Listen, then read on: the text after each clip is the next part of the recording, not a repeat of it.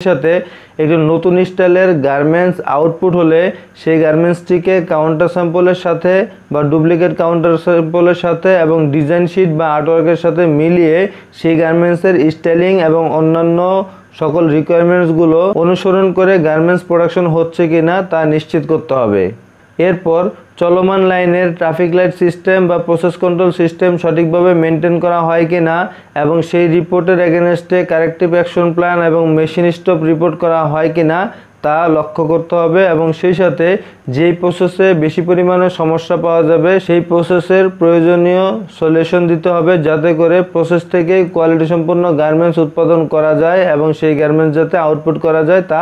নিশ্চিত করতে হবে। এরপর মাঝে মাঝে কোয়ালিটি ইন্সপেক্টরদের অথবা এনটেবিল কোয়ালিটিদের ওকে করা গার্মেন্টস চেক করে দেখতে হবে যে তারা কী ধরনের গার্মেন্টস ওকে করে ফিনিশিংয়ে দিচ্ছে। এছাড়াও যদি ফ্লোর ওয়াইজ অডিট টিম বা আরকিউএস টিম থাকে তাহলে আরকিউএস টিম বা অডিট টিম তাদের অডিটে কী ধরনের সমস্যা পাচ্ছে তা দেখতে হবে এবং তাদের রিপোর্ট রিভিউ করে সে অনুযায়ী লাইনে ব্যবস্থা গ্রহণ করতে হবে। এরপর ফিনিশিংয়ে কী পরিমাণে অল্টার যাচ্ছে তা দেখতে হবে এবং সেই অল্টারগুলোর এগেনস্টে প্রয়োজনীয় ব্যবস্থা গ্রহণ করতে হবে এবং ফিনিশিংয়ের অল্টার বা সুইং থেকে অল্টার কমানোর জন্য PM, floor incharge, quality incharge সহ সকলের সাথে আলোচনা করতে হবে, যাতে করে সেই প্রবলেমগুলোকে রিডিউস করা যায় তার প্রয়োজনীয় ব্যবস্থা গ্রহণ করতে হবে।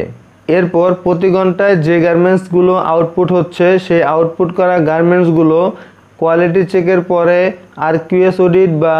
অডিটর টিমের অডিটের পর সেই গার্মেন্টসগুলো সঠিকভাবে ফিনিশিংয়ে নামছে কিনা তা তদারকি করতে হবে। যদি কোনো কারণে গার্মেন্টস ফিনিশিংয়ে না নামে অর্থাৎ অডিট টিমের কাছে গার্মেন্টস বারবার রিচেক খায় তাহলে সেই রিচেকগুলো কেন খাচ্ছে তার রুট কজ খুঁজে বের করতে হবে এবং তার প্রয়োজনীয় ব্যবস্থা গ্রহণ করতে হবে, যাতে করে আরকিউএস টিম বা অডিট টিমের কাছে গার্মেন্টস রিচেক না খায় এবং সেই গার্মেন্টসগুলো যাতে সরাসরি ফিনিশিংয়ে নেমে যেতে পারে তার ব্যবস্থা গ্রহণ করতে হবে।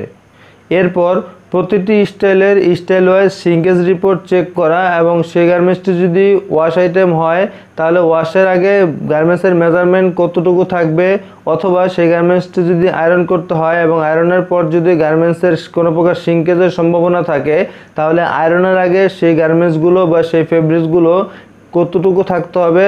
তা আগাম ধারণা থাকতে হবে এবং যদি ফেব্রিক্সের সিঙ্কেজ পার্সেন্টেজ বেশি হয় তাহলে সেই সিঙ্কেজ পার্সেন্টেজের উপর ভিত্তি করে প্যাটার্নের কারেকশন দিতে হবে, অর্থাৎ প্যাটার্ন অ্যাডজাস্টমেন্ট করতে হবে, যাতে করে বড় ধরনের কোনো ট্রাবল না হয় তা নিশ্চিত করতে হবে। আর যদি গার্মেন্টসটি ওয়াশ আইটেম হয় তাহলে গার্মেন্টসটিকে